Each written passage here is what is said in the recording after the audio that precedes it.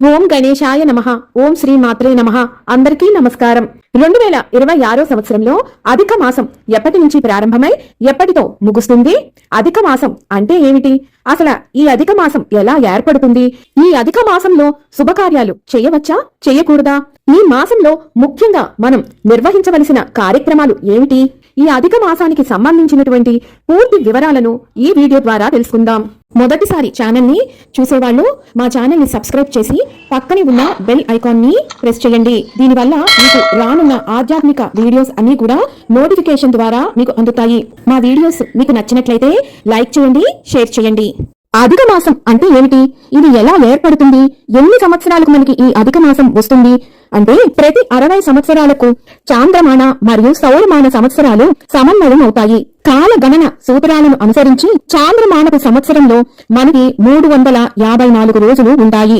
అంటే 29.5305 ఇంటూ 12 నెలలు. సుమారుగా మనకి 354.366 రోజుల కింద అవుతుంది. అదే సౌరమానము అయితే మనకి 365.2587 అంటే రౌండ్ ఫిగర్ చేసే 365 రోజులు ఉంటాయి. రెండిటికి మధ్యన తేడా ఒక సంవత్సరానికి 11 రోజులన్నమాట. మొదటి సంవత్సరానికి అంటే 12 నెలలకు మనకి 11 రోజులు. అదే రెండో సంవత్సరానికి మళ్ళీ 12 నెలలకు 11 రోజులు. తరువాత 8 నెలలకు 7.5 రోజులు. తరువాత 16 రోజులు 4 గడియలకు అర రోజు. ఈ మొత్తాన్ని తీసుకుంటే 32 నెలల 16 రోజులకు అంటే 33 నెలలు 29.5 రోజులవుతాయి. దీనినే రౌండ్ ఆఫ్ చేస్తే 30 రోజులు. సుమారు ప్రతి 33 నెలలకు ఈ తేడా ఒక నెల రోజులుగా ఉంటుంది. దీనినే అధిక మాసంగా పరిగణిస్తారు. 60 సంవత్సరాలకు ఈ వ్యత్యాసము 22 నెలలుగా వస్తుంది.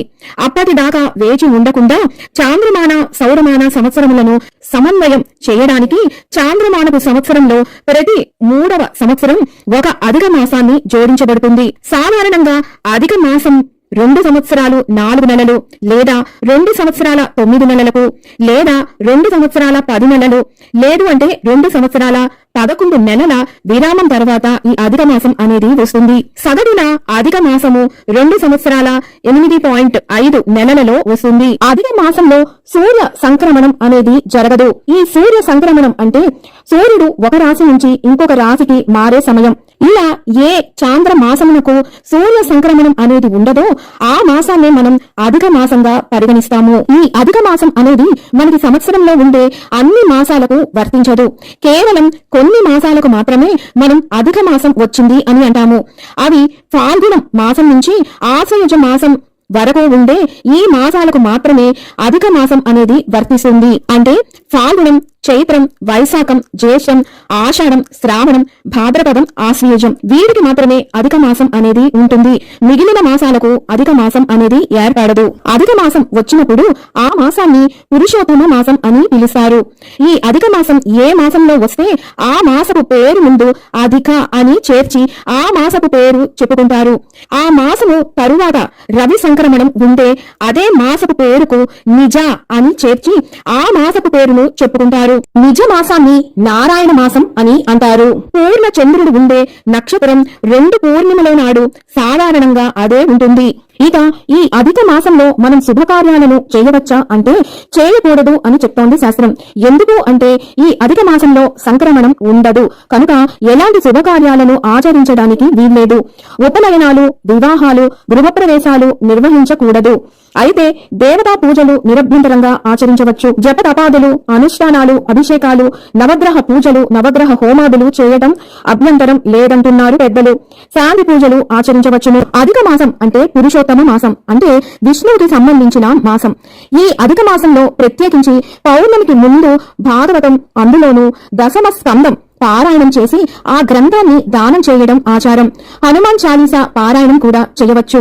సత్యనారాయణ స్వామి వ్రతాలు, నిత్య దైవ పూజ, దైవ ధ్యానాదులు ఆచరిస్తే పుణ్యం రెట్టింపు అవుతుంది. శివుడికి ఒక్క బిల్వం సమర్పిస్తే కోటి జన్మల పుణ్యం లభించినట్టే ఈ మాసంలో ఒక్కసారి విష్ణునామం ఉచ్చరిస్తే కోటి రెట్ల పుణ్యం ఉంటుంది అంటారు పెద్దలు.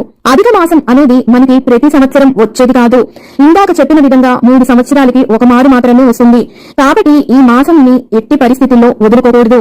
ఈ మాసంలో చేసిన దానము అతి ఉత్తమమైనది. దైవ పూజ శుభప్రదమైతే దానం పుణ్యప్రదం.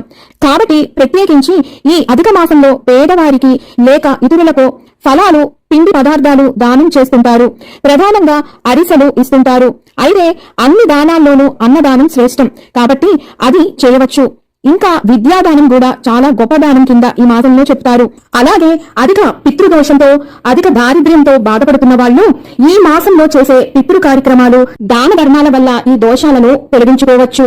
2026 సంవత్సరంలో అధిక మాసం ఏ నెలకు వచ్చింది అంటే జ్యేష్ఠ మాసానికి వచ్చింది.